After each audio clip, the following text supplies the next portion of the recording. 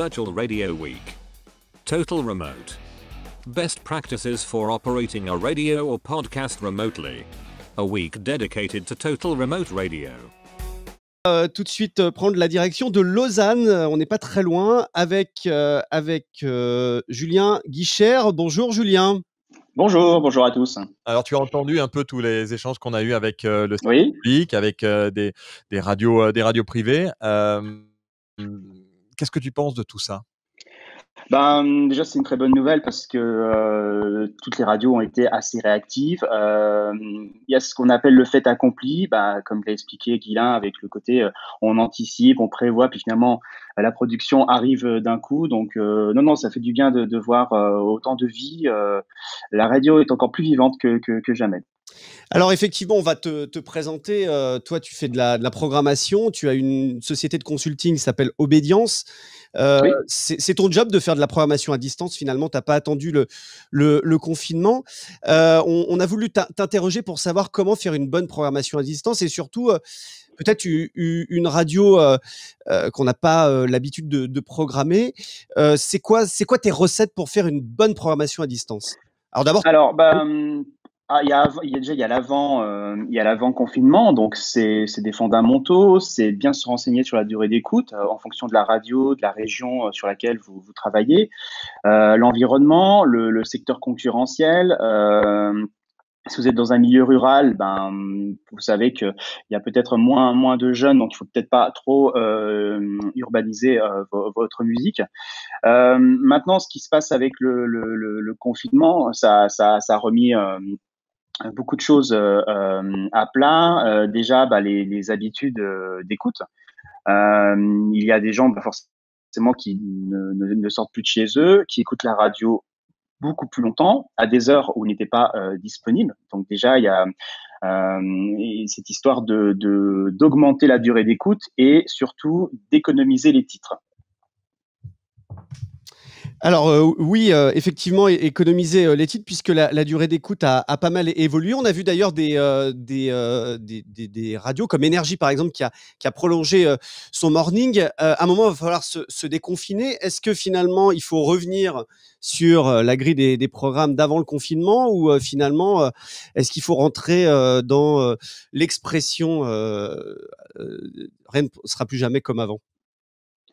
Il y a des choses qui vont changer, mais par exemple, la date est symbolique. Le 11 mai, normalement, si tout se passe bien, c'est la rentrée, le 11 mai. Donc, ça va être vont essayer de reprendre. Parce qu'il y en a quand même. Moi, personnellement, j'ai 3 enfants qui sont là-haut, puisqu'on est juste au-dessus du salon, et ils font leurs devoirs.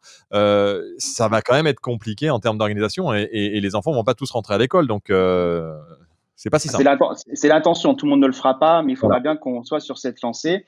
Et je ne sais pas forcément ce que toutes les radios vont décider, mais commencer à reprendre de bonnes habitudes s'il est possible, parce que tout le monde ne pourra pas revenir dans le studio. On va encore refaire des mornings avec des Zooms et tout à distance. Mais moi, la question que je me pose, elle est aussi dans les mois à venir et dans les années à venir. Comment gérer les titres qui auront marqué 2020. Je veux dire, certains titres vont nous rappeler le confinement, des moments pas forcément agréables. Que faire de ces titres? Est-ce qu'il faudra les jeter à la poubelle? Il faudra insister sur les titres, par contre, qui marqueront le déconfinement. Alors peut-être que ce titre existe déjà ou les labels le gardent bien précieusement au frigo parce qu'ils n'ont pas envie de le gaspiller. Donc cette année va marquer forcément les esprits. Est-ce que même, alors soyons un peu fous, mais est-ce que à un moment il y aura peut-être pas des règles d'antenne où on dira aux animateurs tu ne prononces pas l'année 2020, tu ne prononces pas le mot confinement. Le confinement peut être sympa aussi. Alors pour certains, ça a été extrêmement difficile quand on est dans un appartement évidemment, mais d'autres ont peut-être aussi bien vécu le confinement. Tu crois que évoquer le confinement, c'est quelque chose de négatif à l'antenne? Ça peut Je pense que c'est une expérience personnelle. Moi, personnellement, le confinement, il est en Suisse, donc c'est pas aussi contraignant qu'en France, qui est strict. Nous, on peut se déplacer sans attestation. Bon, très peu de magasins étaient ouverts. Alors, nous, ça a déjà commencé à reprendre.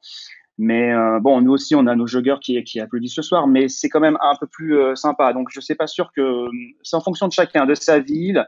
Quand vous êtes dans une grande maison avec jardin, jardin, c'est le cas de mes parents. Le confinement est un peu plus agréable et la seule contrainte, c'est sortir pour faire les courses. Mais je pense que c'est vraiment une expérience personnelle et chacun a son propre retour. Qu'est-ce que ça va changer dans la façon de construire le média radio? Tu as parlé du confinement, de l'après-confinement, mais dans 6 mois, 1 an et demi, 2 ans, est-ce que tu crois que les médias, et particulièrement la radio aura changé? On a entendu à l'instant avec Guy Linchard de Radio Scoop où, effectivement, notamment sur le digital, il y a des nouvelles choses qui ont été créées. Est-ce que la radio doit aller sur de nouveaux terrains, mettre plus d'images, encore plus de digital? Et est-ce que, elle doit, peut-être profondément faire sa révolution? Oui, alors en fait, il faut, si vous voulez, il y a avec cette situation, beaucoup de gens ont découvert, les plus jeunes, ou ont redécouvert la radio. Se sont remis à écouter la radio, à augmenter leur consommation de tous ces médias.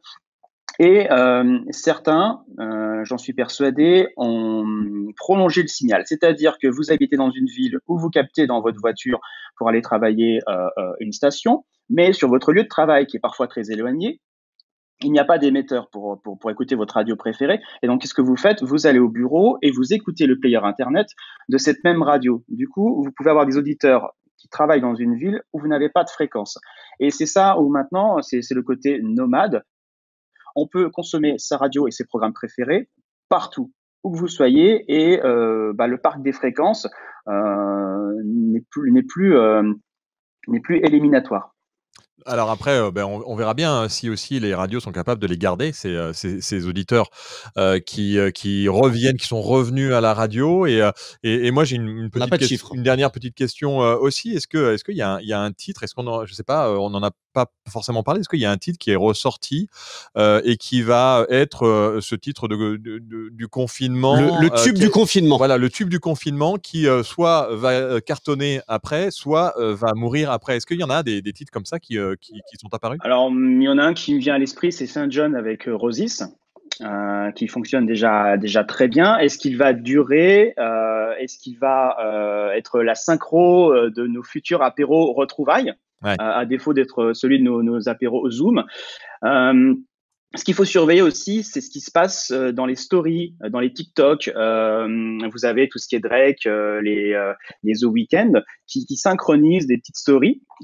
Et souvent, c'est un vivier, ça nous permet de savoir quels seront peut-être les titres les plus qui clencheront le plus de passion dans les prochains jours ou prochaines semaines. Mais ça peut aller très vite.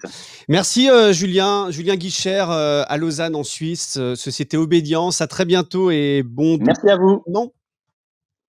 À bientôt. Virtual Radio Week. Total Remote.